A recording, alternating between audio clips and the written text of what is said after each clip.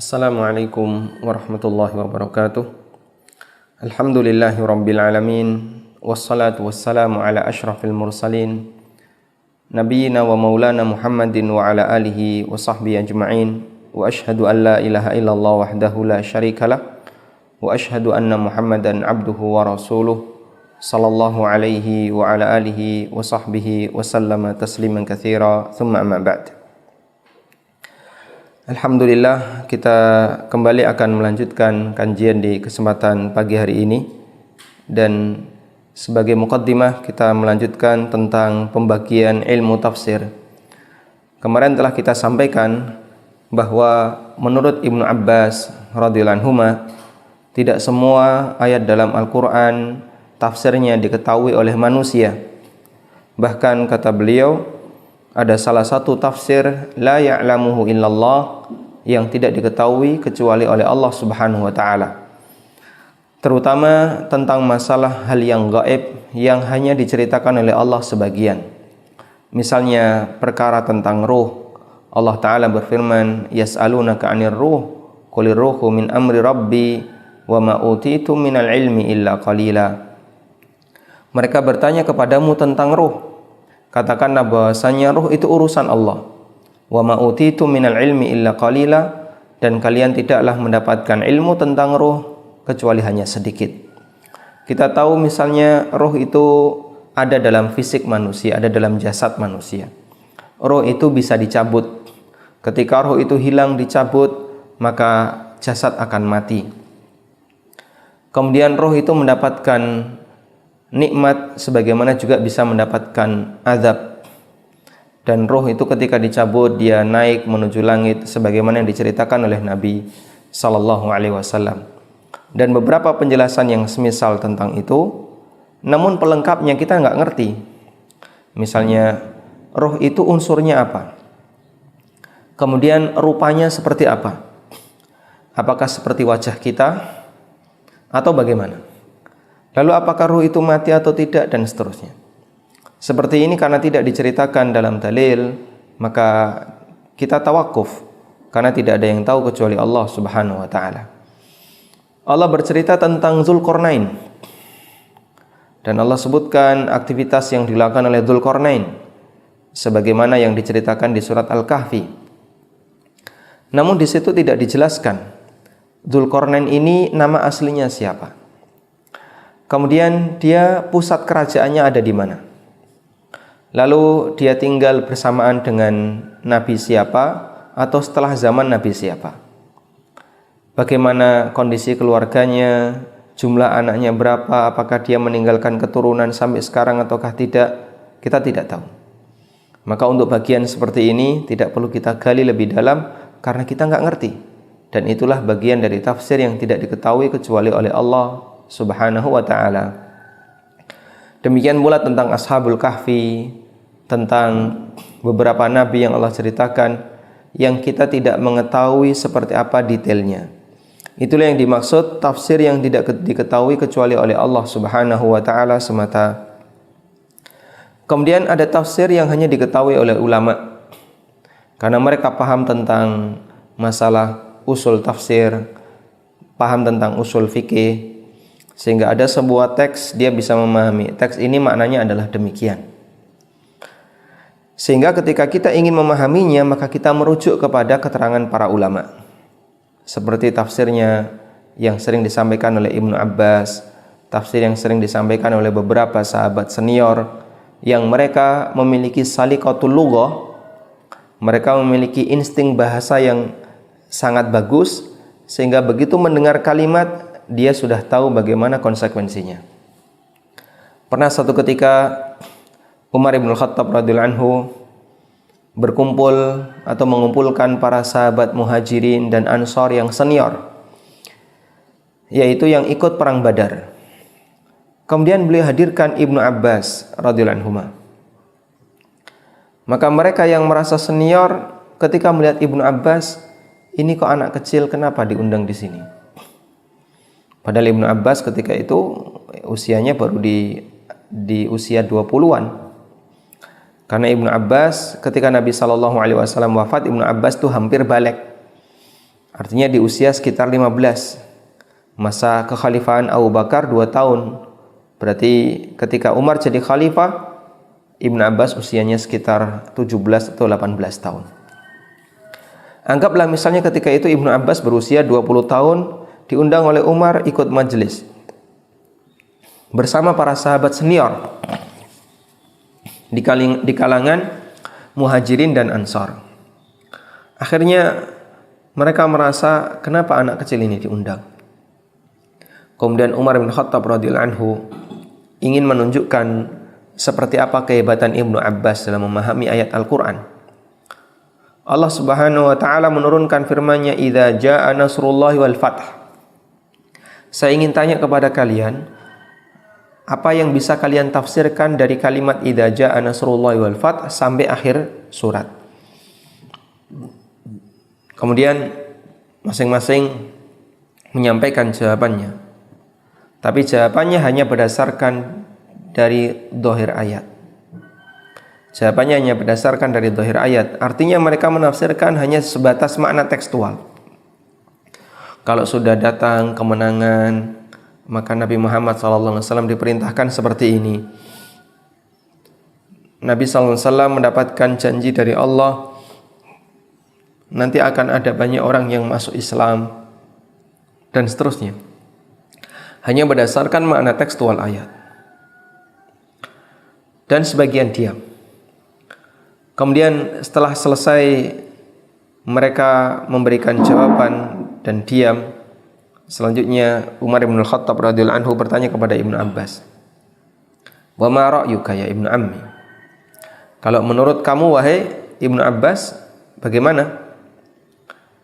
Ibnu Abbas mengatakan, "Hadza qurbu ajali Muhammadin sallallahu alaihi wasallam." Surat ini menunjukkan dekatnya ajal Muhammad sallallahu alaihi wasallam. Kok bisa demikian? Semua sahabat terheran. Dari mana Ibnu Abbas bisa menafsirkan surat idza jaa nasrullah dengan pernyataan bahasanya surat ini menunjukkan dekatnya ajal Muhammad sallallahu alaihi wasallam? Karena ketika Nabi sallallahu alaihi wasallam sudah berhasil menaklukkan negeri asalnya, berarti tujuan dakwah beliau telah tercapai. Dan orang-orang yang berada di sekitar semuanya telah masuk Islam. Wa ra'aitan nasa yadkhuluna fi dinillahi afwaja. Dan kau bisa lihat banyak orang yang berada di sekitar Mekah dan Madinah, mereka berbondong-bondong masuk ke dalam Islam. Sehingga ketika tugas beliau telah selesai, tujuan telah tercapai, tugas telah selesai, Nabi akan pensiun. Dan pensiunnya Nabi SAW adalah menghadap Allah Subhanahu wa taala. Dari situlah beliau memahami bahwa surat An-Nasr, idza jaa nasrullahi wal fath, adalah surat yang menunjukkan dekatnya ajal Muhammad sallallahu alaihi wasallam. Kemudian ada tafsir di mana orang tidak boleh ada yang tidak tahu. Seperti tafsir tentang keesaan Allah, tafsir tentang ayat-ayat yang berbicara tentang masalah tauhid. Qul huwallahu ahad. Katakanlah bahasanya Allah itu esa.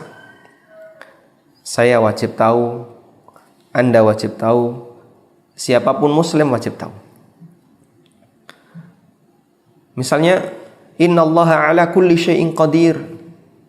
Allah Maha Kuasa atas segala sesuatu. Saya wajib tahu, Anda wajib tahu, kita semuanya wajib tahu. Kalau sampai ada orang yang nggak tahu, maka dia akan punya penyimpangan dalam masalah ideologi yang sangat berbahaya. Bisa nggak Allah menciptakan sebuah batu besar yang Allah sendiri nggak bisa mengangkatnya? Atau dia merasa kalau orang sudah jadi abu, atau orang yang dimakan oleh binatang, ya, dimakan oleh hiu, kemudian dikunyah-kunyah, ya, ditelan, hancur dia. jadi kotoran. Kotoran itu ya tentu yang namanya binatang ketika buang air, dia tidak di satu tempat, ya, tersebar di mana-mana, kemudian mengendap di dasar lautan, dia tersebar, dimakan oleh misalnya predator, bottom predator, ya, predator yang paling bawah, rusak lagi, jadi kotoran lagi. Ini unsur manusianya di mana? Habis. Itu cara Allah membangkitkannya gimana? Nah, kalau kita punya pemahaman innallaha ala kulli syai'in qadir, tidak susah untuk memahami itu. Karena Allah Maha Kuasa atas segala sesuatu. Sehingga bagian ini wajib diketahui oleh semua manusia. Sebagai bentuk bagaimana dia memuliakan Allah Subhanahu wa taala dan mengagungkan Rabb-Nya, penciptanya. Itulah tafsir la yu'dharu ahadun bi jahalatihi. Tafsir di mana tidak ada satupun orang yang boleh tidak tahu, sehingga semuanya wajib tahu. Dan tafsir yang keempat adalah tafsir yang diketahui oleh orang Arab min kalamiha, karena kesamaan bahasanya. Begitu orang Arab mendengar, dia langsung paham. Sehingga kita yang bukan orang Arab ketika ingin mengetahui tafsir itu, maka kita baca terjemahannya, atau kita tanya kepada orang Arab, atau kita belajar bahasa Arab. Ini pembagian tafsir dilihat dari mungkin dan tidaknya untuk diketahui oleh makhluk, oleh hamba. Disampaikan oleh Ibnu Abbas radhiyallahu anhu ada 4. Selanjutnya, pembagian tafsir dilihat dari sumbernya. Pembagian tafsir dilihat dari sumbernya. Sumber tafsir Al-Quran itu ada banyak. Ada tafsir dari Quran sendiri, ada tafsir dari hadis, ada dari perkataan sahabat, ada juga dari ijtihad para ulama, ada juga dari atau berdasarkan konsekuensi bahasa, dan beberapa sumber yang lainnya. Nah, kemudian karena sumbernya ini banyak, maka kurang lebih bisa kita bagi menjadi 3. Yang pertama adalah tafsir bil ma'thur. Tafsir berdasarkan sumber yang ada asarnya. Yang dimaksud ada asarnya itu ada dalilnya. Dan itu ada 3, tafsirul Quran bil Quran, tafsirul Quran bis sunnah, tafsirul Quran bi aqwali sahabah. Tafsir Quran dengan Quran, tafsir Quran dengan hadis, tafsir Quran dengan perkataan para sahabat. Dan yang paling tinggi derajatnya adalah tafsirul Quran bil Quran. Contohnya bagaimana Pak tafsirul Quran bil Quran? Kadang Allah bertanya dalam Al-Quran, namun tujuannya bukan untuk dijawab oleh manusia, dan Allah jelaskan sendiri jawabannya. Misalnya Allah berfirman, Al-Qari'ah. Mal Qari'ah? Apa itu Qari'ah? Tahukah kamu apa itu Qari'ah? Wa ma adraka mal Qari'ah? Ngerti enggak kamu apa itu Qari'ah? Itu tidak perlu dijawab. Dan pakai pertanyaan agar manusia semakin takut ketika mendengarkannya, semakin perhatian ketika mendengarkannya, serius. Yauma yakunun nasu kal farashil mabthuth. Kemudian Allah jelaskan di ayat-ayat berikutnya. Kemudian Allah Subhanahu wa taala juga berfirman misalnya, wa ma adraka ma lailatul qadr? Tahukah kamu apa itu Lailatul Qadr? Lailatul Qadri khairum min alfi syahr. Dan seterusnya. Itu yang dimaksud dengan tafsirul Quran bil Quran. Dan ada satu kitab khusus yang penulisnya membatasi tafsir Quran dengan Quran, yang dikasih judul Adwaul Bayan fi Tafsirul Quran bil Quran, karya Asy-Syaikh Al-Ma'ali Asy-Syaikh Muhammad Amin Asy-Syinkiti rahimahullahu taala, gurunya Imam Ibnu Utsaimin. Nah, karena tafsir Quran dengan Quran, maka tidak semua ayat beliau tafsirkan, karena tidak semua ayat ada tafsirnya dari Al-Quran. Kemudian tafsir Al-Quran dengan hadis, ini sangat banyak. Dan yang banyak dijadikan rujukan dalam masalah ini adalah tafsirnya Ibnu Jarir At-Tabari. Karena beliau membawakan tafsir berdasarkan riwayat. Sehingga tafsirnya kebanyakan dari hadis Nabi sallallahu alaihi wasallam atau dari perkataan para sahabat dan perkataan para tabi'in. Kemudian berikutnya adalah tafsir birra'yi. Tafsir berdasarkan makna global dari ayat. Yaitu dia memahami sesuai dengan salikatul lughah, sesuai dengan insting bahasa yang dia punya, atau berdasarkan usul tafsir yang dia miliki, berdasarkan konsekuensi dari bahasa yang dia pahami. Dan tafsir seperti ini banyak, ya, seperti beberapa tafsir yang disebutkan dalam Ibnu Katsir, tapi tidak semuanya. Kadang beliau menyampaikan ayat kemudian beliau tafsirkan berdasarkan konsekuensi bahasa, berdasarkan usul tafsir yang beliau miliki. Kemudian yang berikutnya adalah tafsirud dirayah war riwayah. Tafsir gabungan antara bil ma'thur dan bil ra'yi. Dan salah satu di antara contoh yang mewakili hal ini adalah tafsirnya Ibnu Katsir, tafsirnya Al-Qurtubi. Dan ini yang lebih banyak dikenal oleh masyarakat. Wallahu ta'ala alam.